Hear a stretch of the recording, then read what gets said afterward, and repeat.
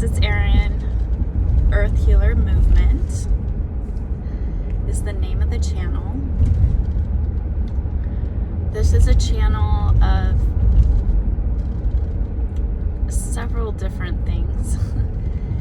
It's all in order to heal our Earth, heal our planet. But our planet needs to be healed by humanity being healed. So therefore, I'm channeling messages from Spirit. It's a spiritual channel. And those messages are helping to heal humanity from the inside out, is what I'm hearing. So we need to heal ourselves and our minds, because the way that we're thinking is being like I'm hearing all of these words. I'm hearing like blackmailed. I'm hearing like, I was just like ignoring these words because it wasn't the right word to say. Brainwashed. I don't know why I heard blackmailed. Because if you think about it, because nothing is a coincidence. Nothing is like wrong when I'm hearing things.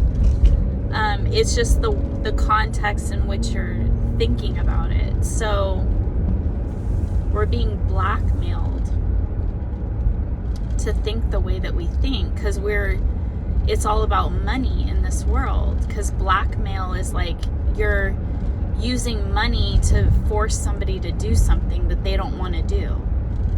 So that's literally what's happening. It's like brilliant. See, that's the spiritual message. That's the type of spiritual messages that I get. And it's my job to try to figure out like and interpret these messages and just deliver them to everyone. So please like this video, click the thumbs up button, subscribe to this channel, and I did want to tie up some loose ends from yesterday's video was like all over the place. I was just getting bombarded with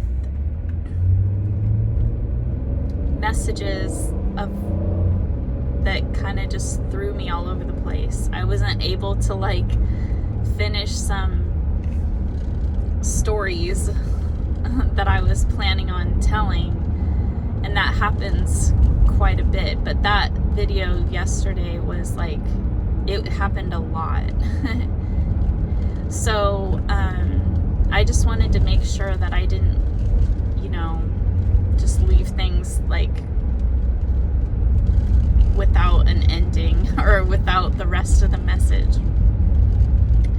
So one of the things that I was talking about was where, so I was going through the drive-thru and I was getting myself an iced tea and my son a high C orange. And so I was talking about how my kids don't like soda, and like how that came up. I was gonna talk about how that came about. That my daughter, she primarily drinks water, and my son also. I have 3 kids, so they're all of them pretty much like drink water like as their main drink. And I know like water was like really a big deal with these like hydro flasks and everybody carrying their water bottles around.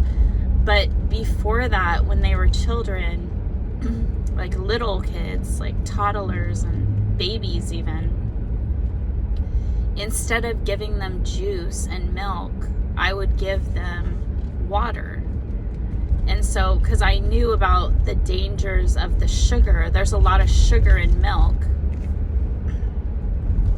And I didn't like starve my kids. Like they had, either like breast milk or formula. It's not like I didn't give them milk, you know. But just to clarify that. But like as a drink, you know, like in their crib or something, or like trying to fall asleep, or like just waking up, or just something to drink with solids and stuff like that, I would give them water. And I did give juice and stuff as well, but I knew about the dangers of the sugar in the juices and the milk and how it would rot the kids' teeth. I read articles and stuff about how these kids would get their teeth like rotting because they were falling asleep with the bottle in their mouth, and it was just like corroding their teeth as they, you know, lay there. And they, you know, it's a repeated habit that would happen. So it's like, that's not good for your teeth. It's not good for your body to ingest all that sugar from the juice and stuff like that. And yeah, you could get like juicy juice, like the 100% juice and all that. So,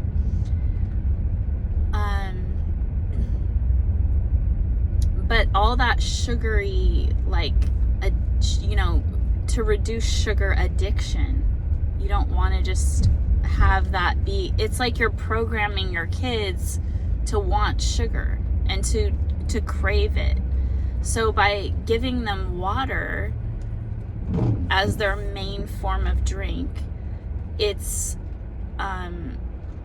you know, it's so much healthier, and it's a good habit for them to be in, to drink water. Now, I really need water because I had kidney surgery when I was little, and I was always told to drink lots of water, that would really help me in my health and stuff. And I have like, I was hearing an aversion to water because I was programmed at an early age to drink soda. I always had, that was the main drink that I was given as a child. That's what my mom drank. And you know, things are different nowadays, and my mom, I don't even know if my mom drinks soda anymore, but at that day and age, like, that's what we did. It was like Coca-Cola, you know, that's what I grew up on.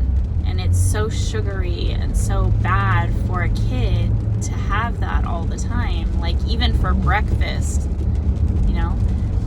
And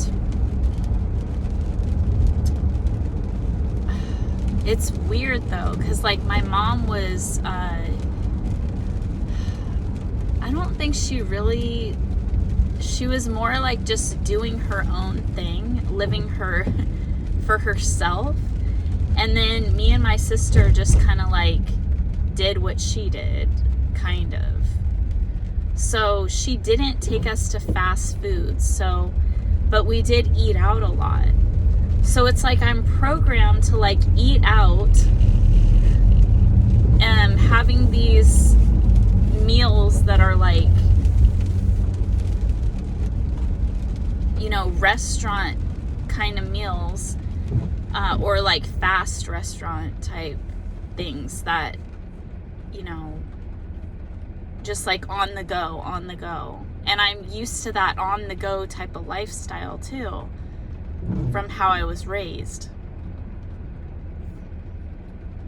It was always like you're always doing something. So there's programming that happens like just naturally, like as a child growing up in your family.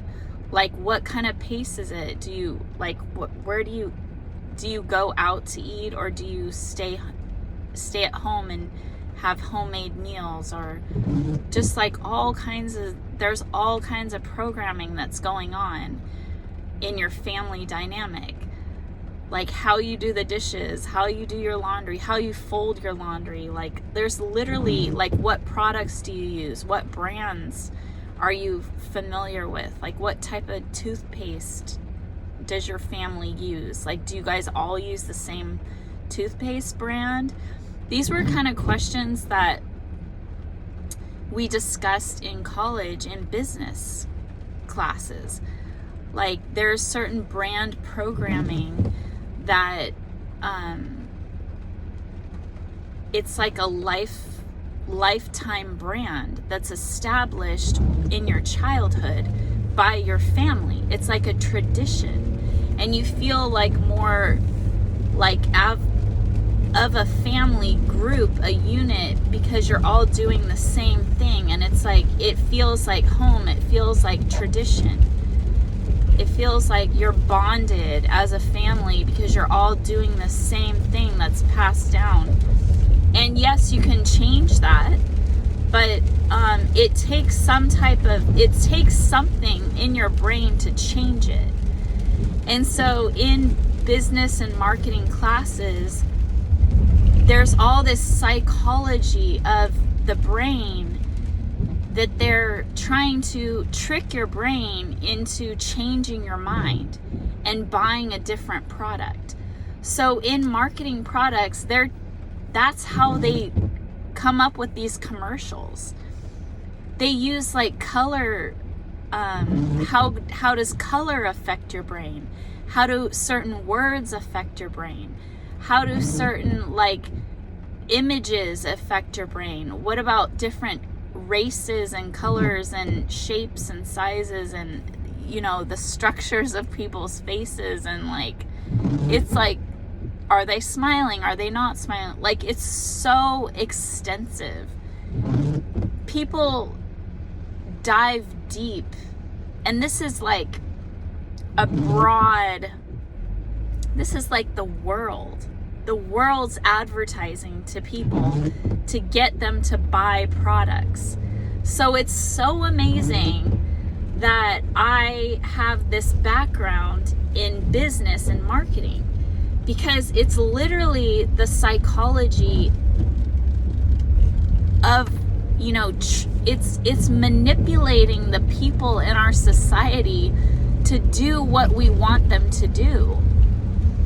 And we're all being programmed to buy products. And that's why we are so materialistic in this world, because ever since the TV came out, and there's been advertisements in magazines, and, you know, also newspapers and magazines had advertising, but it wasn't as manipulative. And because even like, I did graphic design as well. Like, I have over 10 years or 20 years experience in graphic design. So you're also using those techniques as a graphic designer. It's like trying to brand a business and make people think a certain way. Like, I was just talking, I think it was yesterday, about the brand, like well, I didn't say this, but I was talking about the brand Supreme. So that's like the red rectangle with the white lettering Supreme, and they put it like right on the front of the chest, and they were selling their items for a lot of money. Like, I don't even know, because I didn't like look it up, or I didn't try to buy it, or I wasn't into that. Like, I don't get caught up in like stuff like that. But let's just say it was 3 times as much as a regular t-shirt, or like some other brand, or like twice as much as like a good brand. So people were paying, like, I'm hearing like Yeezys, like these shoes, and then like everybody's paying like a ton of money for some new like design, right? So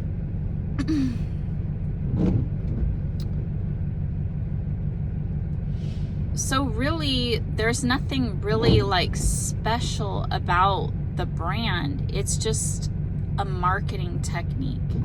And it's an image that you're projecting to the world. You're marketing your product, and you're setting a price, and you're creating that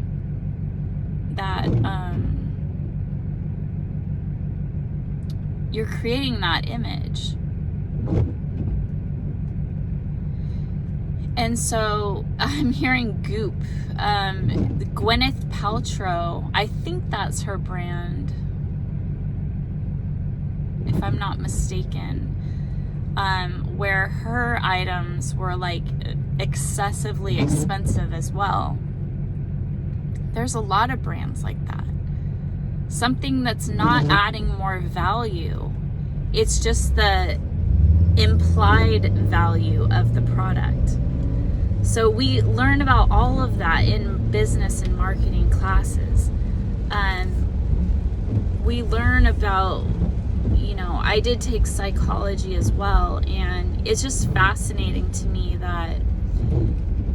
but we're taught about it in business school as a method to manipulate people.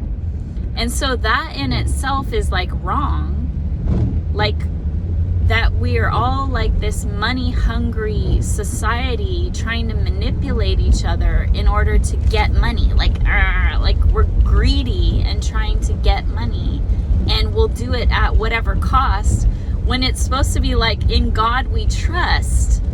Like this country is founded on the basis of Christianity and God and living as Jesus would. And that's not like fair business practices when they're teaching that as well, like business ethics and all this stuff. So it's like a big contradiction. And that's how our society is. It's like so, everything is so contradicting to each other. It's like we know right from wrong, but we want to be in this thing together. It's almost like we're forced and blackmailed, because if we have all these ideas and we know better, and we go to college and we learn business ethics and we learn all these things, but it's our choice what we're gonna do once we're outside the walls of the university, right? And so if you enter your first job and you're seeing that things aren't going the way that you were taught in school, like to be ethical and to use, your newfound skills in the right way, but your boss is telling you like a different way of doing it, like what are you gonna do? Like tell your boss that no, you're not gonna do what they're asking you to do and it's unethical? So you have a choice right then and there whether you want to voice your concerns, because you have to pay your bills, and it might have been extremely hard to get that job, which that's the way it is in this society. Like everything is so competitive, and it's just hard to get a job with the interviewing process and your skills and your resume, and like interviewing with different executives in a company and making phone calls and making, sending out your resumes to hundreds of resumes and 6 months worth of, it can take a long time sometimes. And so in that moment, you're almost being blackmailed by your rent is due. Your kids need to be fed. You have bills that need to be paid. Are you going to sacrifice your integrity, sacrifice your stability with integrity? Like that's the way the society is built. It's like, yes, we know right from wrong, but can we always follow that? Because like for a lot of people, there's not really these Jesus-like people that's hard to find, like, as a mate, like when you're dating and stuff. Like, you're not out there finding the perfect person for you. This perfect ideal person that you're looking for, you can go, like I went for like 50 years without finding it. So what you do is you settle, you give in, you go like, oh, okay, well, that's not gonna happen. So I guess, like, if I just want to be like a nun and never date again, or be by myself, be alone, and not go out and have fun, like go on dates or have Valentine's Day or have like Christmas with someone special, and like, you know, be kissed and be loved and be hugged and be like cared about and be like pampered, and just all of these things that you imagine your life to be. Like, even like a kid in high school, like going to prom, like I'm sure all those kids, that's not their perfect person that they found and they want to go on a date with them. Like, no, we go on dates and have fun, like just experiencing different types of people. Like, they might not be the perfect person, but it's just like an experience to have. Like, dating can be just like an experience to like meet people and like have fun, and or just like friends, they might not be like the perfect friend, or you might not really even like them. They might just be like somebody to go have fun with, and you might not even be having that much fun with that person, but it's getting you out there and you're able to meet other people. So, and then they don't tell you, like, I mean, would you be offended by that? Probably, if you knew the actual truth of like what your friends think about you for real, you know? And we learn that like in Mean Girls, you know, like how there's supposed to be these close-knit group of friends, but really when you dive deep into these relationships, it's really just about like a bonding to make themselves look better to other people.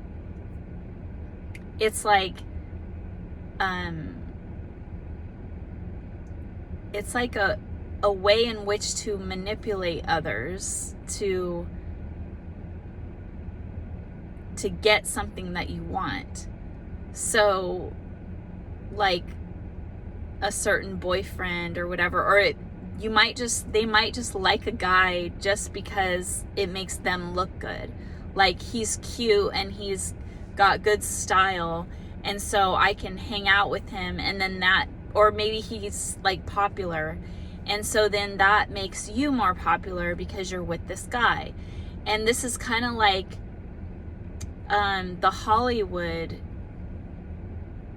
this happens a lot in Hollywood, like with actors and actresses. Like, it's like gaining clout, you know, like I don't know why I'm seeing like Katy Perry and what's his name, like Richard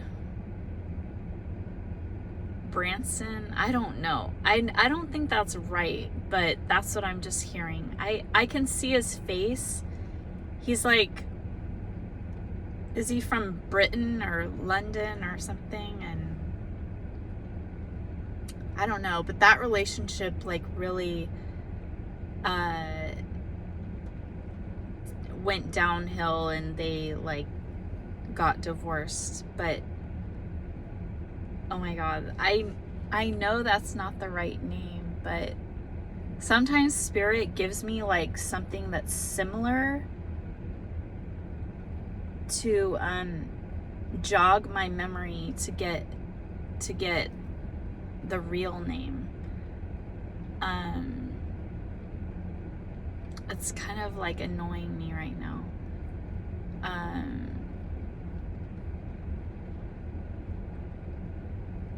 I really don't know. It's like it kind of came to me and then it like went away.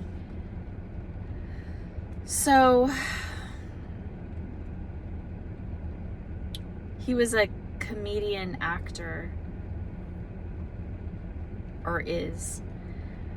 And so people can like just get married to one another just to like get more fame and popularity, and then break up later. And then it doesn't, they say like in like advertising or whatever, or not advertising, in like fame and popularity, it's like, and tabloid kind of stuff, they say that oh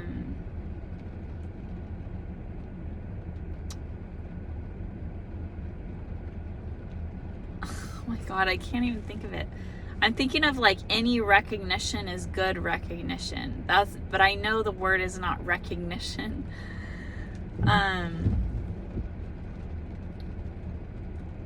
And I'm hearing like any news is good news.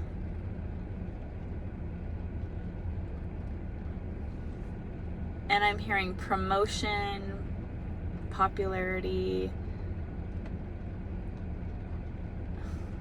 propaganda. See, sometimes when I can't think of things, there's a reason for it. Because it's almost like Spirit wants to emphasize when I do say it, it's more like impactful. Like you'll remember it more. Or like they want to associate that word with other words so you get like a more clear picture of what's going on.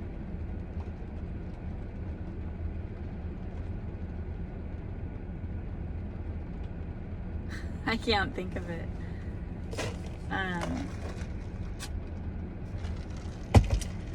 So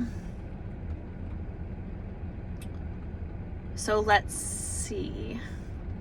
I think I just went off on like a totally different way of, because I know I was talking about the high C orange and I don't know if I finished that.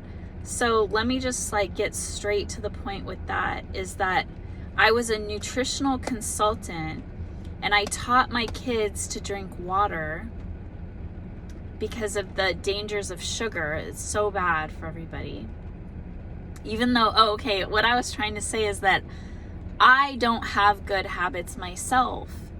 Like it's very hard for me because I was programmed, I was programmed as a child to be a certain way, and it's hard to deprogram that once it's like so ingrained in who you are after I've lived such a long life so far that it's like it's extremely hard to reprogram, but you can do it. Like I'm so proud of myself for the education that I received and the ability to transform myself. And you are capable of it. I'm just hearing like, I'm hearing like I didn't grow up, but I did grow up. Okay, like there's so much of my childhood that I do now that was not programmed. I was not programmed to do. I went against the things that I felt were immoral or against my personal values. I recognized it at a young age and I changed it. And I did my own thing. I went against my upbringing because I realized I chose, like, I made conscious awareness. I had conscious awareness of my environment, and the decisions that I made were based on my own values and integrity that I learned in the societal world, like going to school, going to church, and like different people that I would hang out with and their parents and I saw their family dynamics, and I made my own decisions about how I wanted to be. And I didn't care to go along with tradition. And so, oh my God, I had a lot of health issues in my lifetime. And so I studied health and nutrition, and I became a nutritional consultant. I worked for a nutritional supplement company. I didn't take nutritional supplements when I was there. I questioned everything. I wasn't sure. I didn't feel a need to take things unless I needed them. I kind of wanted to, but I was like, I wasn't sure about it. So I would always try to do what I felt was right and what my intuition told me. So it's all like a natural thing. It was a natural process for me. And it was the way that I was raised. It was everything. Everything. And I believe that my whole life was a spiritual, I'm getting test. It was all like a spiritual test. And so when I realized I was a spiritual being or teacher, is what I'm hearing, that when I looked back on my life, I saw it in a completely different way than I was viewing my life.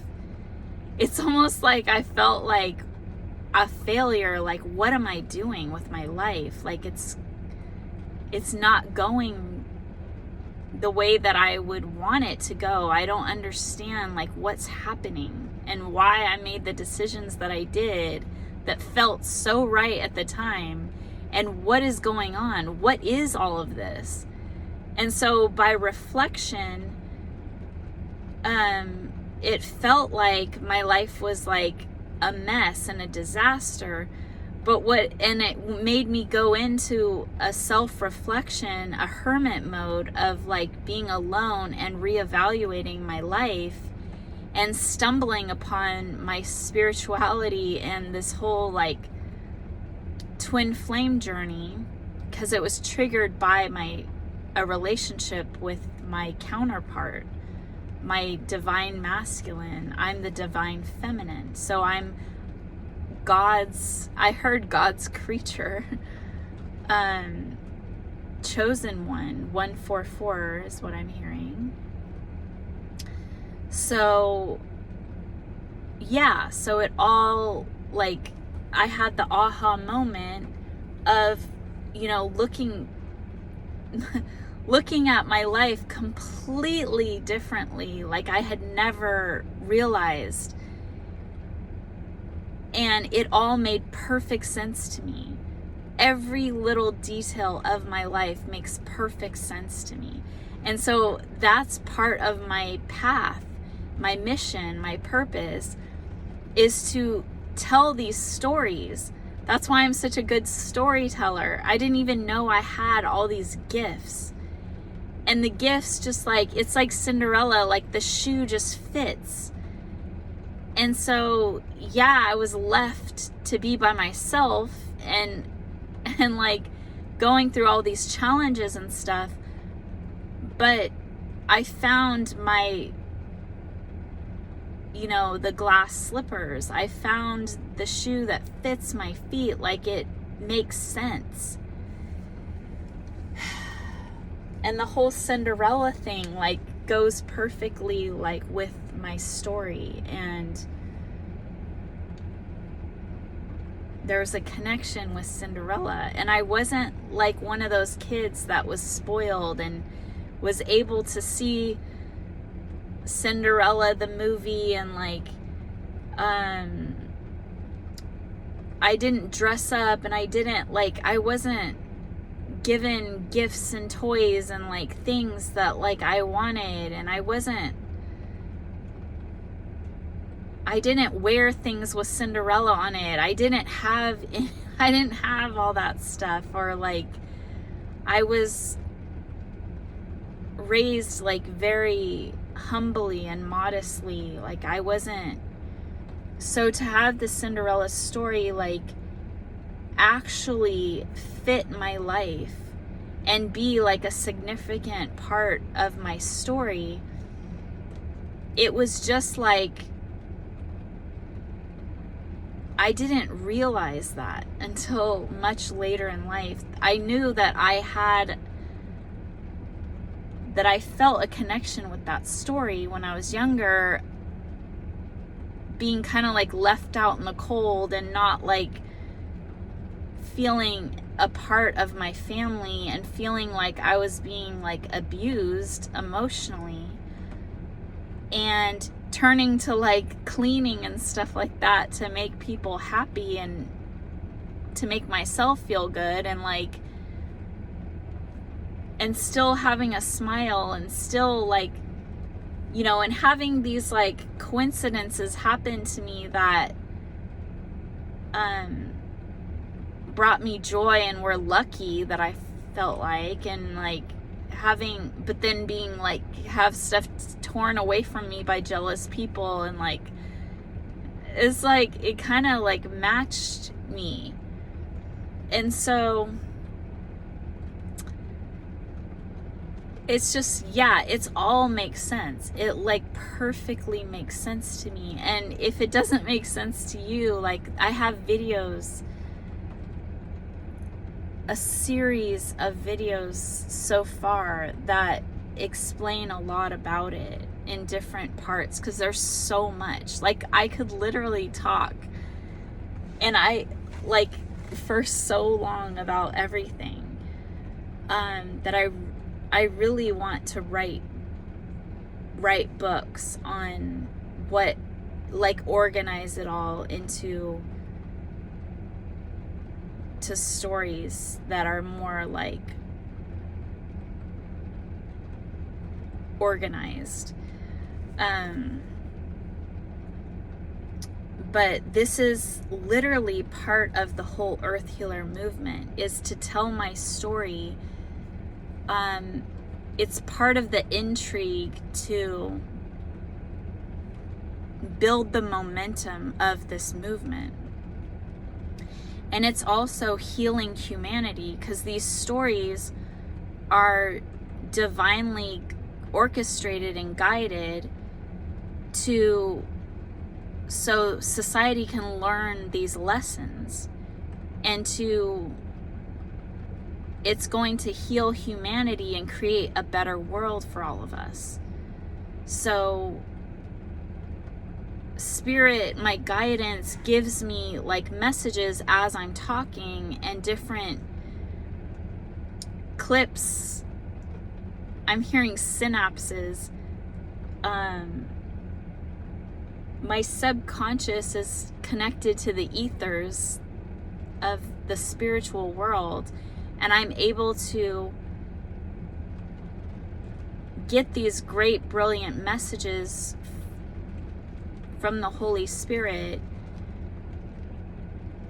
in a cute little encapsulated like present for all of you. Each message is individualized,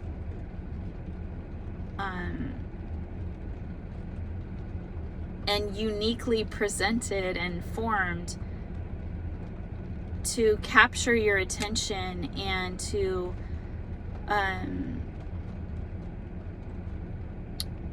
create incremental changes. So it's a building process. It's a building, and it's like entertainment, and it's like there's the soap opera of it all, where it's like there's a relationship as well that I have with my twin flame. So you can get updates on that as well. So it's to make you think outside of society, like the programming of society. We're deprogramming what you've been brainwashed or blackmailed with, your thoughts. So kind of expanding your thoughts, so you're able to break outside of that box that you've been put into and form your own decisions, your own conclusions, create leaders that can go along with this movement and create, a better world, and ultimately create world peace. So we're forming leaders with this mindset that can, incorporate this mindset in their business practices, in their families, in their generations of their families, like, and their communities. And so all is welcome. Like, we want, politicians, business people, like, teachers, educators, even religious leaders, like everybody, to just open your mind, like expand your thoughts. Like, God is giving us these prophetic messages to help us create world peace. And just simply by joining this channel and listening to these messages, your mind is going to expand and grow, and we're going to elevate into a higher realm of thinking where God wants us to be, more in alignment with God. And we can't be programmed by these advertisements and these business propositions that I'm hearing, propositions that doesn't really fit. But that's why I say that's what I'm hearing, because I know that the sentence doesn't really work, or the concept doesn't really work, but it does, if you get what I'm saying. Like, just like I said, blackmail instead of brainwash, it's literally like God wants you to look at that word in the context of what I'm saying, and decipher yourself how it works in that context. So it's meaningful. Everything that a channeled message has in it, whether it's like a siren in the background or some, revving of an engine that goes by, or some truck passing that has like, the food bank on it, or whatever, eagles flying in the sky, rain, whatever, I don't know, like things that appear normal can have a I'm hearing impact. It has something to do with the message. And sometimes I can be trying to think of a word, and then I just keep hearing, like, I have to change it to what I'm being told, and it makes perfect sense. And what I was trying to think of, it didn't matter, because it was the same. I was getting something that meant the same thing, but it was more drawn out. It wasn't just a singular word that I was trying to think. So it's like I'm learning, and I have learned how these things work. And so I also want you guys to try to tap into your own spirituality. That's what I keep trying to explain, how this stuff works. So maybe, possibly, there's others out there that can understand how this works, that it's not just like a fake thing. It's not just like that this stuff is real, that psychics are real, that mediums are real, that there's this whole spiritual world, that people that have near-death experiences, that see angels and like have experience like in these other realms, or even like alien encounters. Like, just open your mind to the possibility of these things. And it's like, I'm getting like believing in Santa. Like, there's a message behind believing in Santa, is that when you believe in Santa, you get presents, and your parents like can do all these things that can surprise you, right? But in the spirit, it's a lesson for kids, because in the spiritual realm, if you believe in God, you will get all these presents, and you will get, miracles will happen.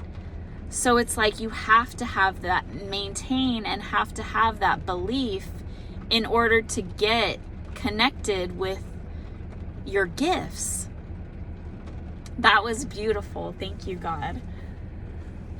So I say God, I interchange the word God with Holy Spirit, divine, like, I don't really know, like, what words I'm supposed to be using. I'm supposed to be connecting to the entire world with these messages. So it can mean a different thing to different people. Like, the word God or whatever can be interchanged. And I'm hearing spirits. Like, there's multiple, okay, I saw a thing today that was talking about the original scrolls. I forget what they called it, if they called it scrolls. I'm hearing like pamphlets, but it's not that.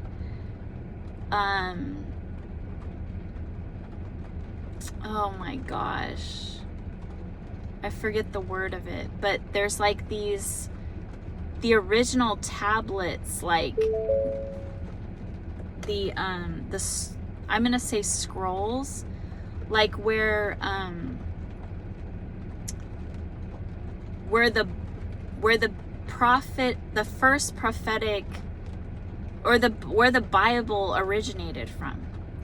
They have those originals. I didn't even try to look this up. It just came to me through like a YouTube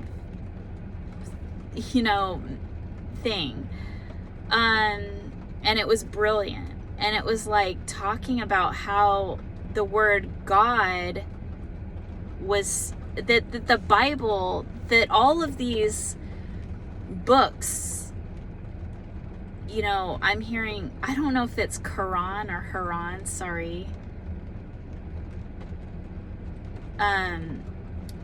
There's all these different names of books, of Bibles that are in different cultures. I'm even hearing like Buddhism and like Taoism, and so it's like translated into all these, and Hinduism. I'm hearing all of these things. Muslim, Judaism. So all these different like cultures and stuff took these ancient messages, and I saw on this thing that it was 6,000 years ago. That there's so much that people don't know because they don't go and try to research on it. But it's the Bible is plagiarized. And it's factual that things were edited out, taken out, like whole chapters of the Bible were taken out. I don't know if it's a chapter, a whole book of the Bible. The Enoch, I'm hearing Enoch, was taken out, which talked about like alien encounters and like